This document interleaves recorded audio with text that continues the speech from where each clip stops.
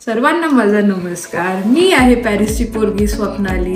आज पडलेला आहे ब्रसेल्समध्ये खूप बर्फ पडल्यावरती तेच माहोल असतो, तेच वातावरण असतं, तेच रस्ते असतात. पण सडनली निसर्गाच्या एका पेंटिंगमुळे सगळं एवढं चेंज होतं की इतकं सगळं सुंदर होऊन जातं. असं वाटतं बाहेर एकदम कोणीतरी लाईट लावली आहे, ग्लो होत आहेत सगळ्या गोष्टी.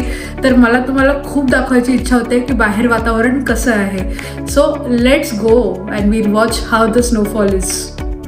सडनली केवढा आवाज होऊन जातो जेव्हा आपण दार उघडतो. आणि हे बघा, जस्ट कम हिअर.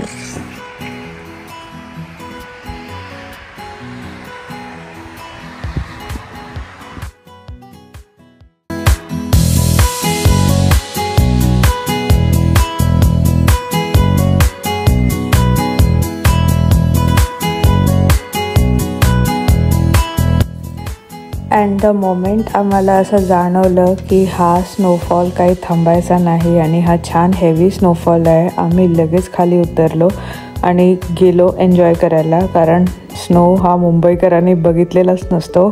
स्नो बघायचं आणि स्नोमध्ये खेळायचं हे फक्त बॉलिवूड मूवीजमध्ये बघितलेलं असतं. सो आम्ही फुल फॅमिली खाली उतरलो, irrespective of the weather etcetera. Of course आम्ही सगळे वुलन्स घातलेले, पण आम्ही एन्जॉय केलं आणि खूप खूप खूप आम्हाला मजा आली स्नो एक्सपिरियन्स करायचा. खूप रेअरली स्नोमध्ये खेळलेलो आहोत लहानपणापासून. सो ही ऑपॉर्च्युनिटी आम्ही सोडली नाही. It was amazing as a family to enjoy the snow.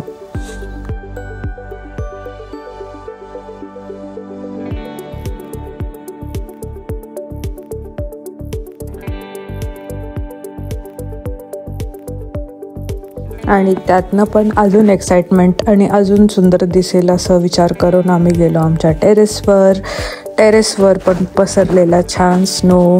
असं वाटतं इथे ट्यूबलाईट लावली आहे, पण ही नॅचरल लाईट आहे. आणि खूप इकडे पण स्नो आहे. आणि इथून आम्हाला जे शहर दिसलं ते एकदम वेगळं होतं. आम्ही वेगळाच एक्सपिरियन्स घेतला. फुल पॅनोरामिक व्ह्यू ऑफ ब्रसेल्स बघून आमच्या टेरेसवरनं. आणि खरंच लांबपर्यंत असं सगळं ग्लो होत होतं स्काय आणि इवन रोड्स आणि ती येल्लो लाईट, व्हाईट लाईट आणि स्नोचा ग्लो. काय वेगळंच दृश्य दिसलं आम्हाला. खूप खूप सुंदर होऊन जातं एका स्नोफॉलनी सगळं. आणि बघाच तुम्ही तुमच्या म्हणजे जे मी एक्सपिरियन्स केलं ते मी तुमच्यापर्यंत शेअर करायला ट्राय करते. ऑफकोर्स डोळ्यांनी हे जास्ती सुंदर दिसतं, पण मी प्रयत्न करते की ॲज मच ॲज पॉसिबल तुम्हाला व्हिडिओनी हे सगळं दाखवू.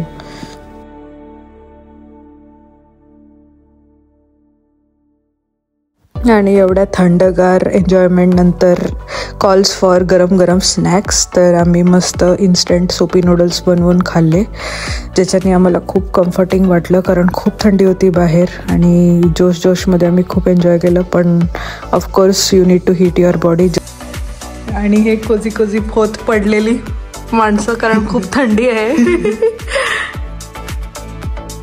दुसरा दिवस उजाडला आणि सकाळचं दृश्य अजून क्लिअर आणि क्रिस्प तुमच्यासाठी. बघा हे किती सुंदर दिसतंय. म्हणजे ह्याची सुंदरता वर्णवता येत नाही आहे शब्दांमध्ये. स्नो घरातनं खूप सुंदर दिसतो, पण बाहेर चालणं आणि ड्राईव्ह करणं खूप चॅलेंजिंग होतं.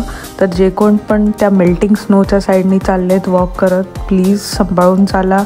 वेअर राईट शूज, यूज दिस राईट स्पीड लिमिट, म्हणजे एव्हरीथिंग इज गुड.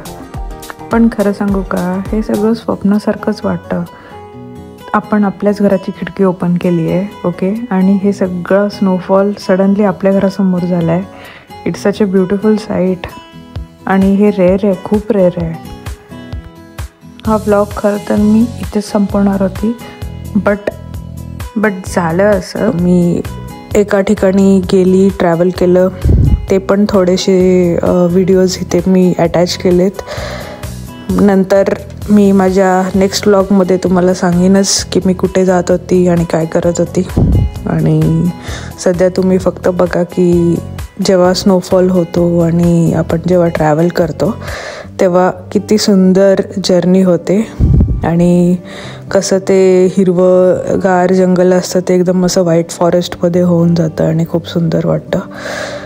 हा पण ट्रॅव्हलिंगचा एक्सपिरियन्स खूप छान होता, कारण कधीच असं स्नोच्या मधून आपण ट्रॅव्हल नाही करत. सो हे सगळं रेअर आहे. लोक स्वित्झर्लंडला जातात किंवा आपण इंडियन्स मोस्टली नॉर्थला जातो हे सगळं बघण्यासाठी, पण ते रेग्युलर रोड्स जेव्हा असे होऊन जातात तेव्हा मजा काय वेगळीच आहे. तर मी तुम्हाला नेक्स्ट व्लॉगमध्ये सांगेन मी कोणीकडे जात होती. So see you. लाईक करा, शेअर करा, कमेंट करा, सबस्क्राईब करा. पॅरिसची पोरगी सायनिंग ऑफ. Take care.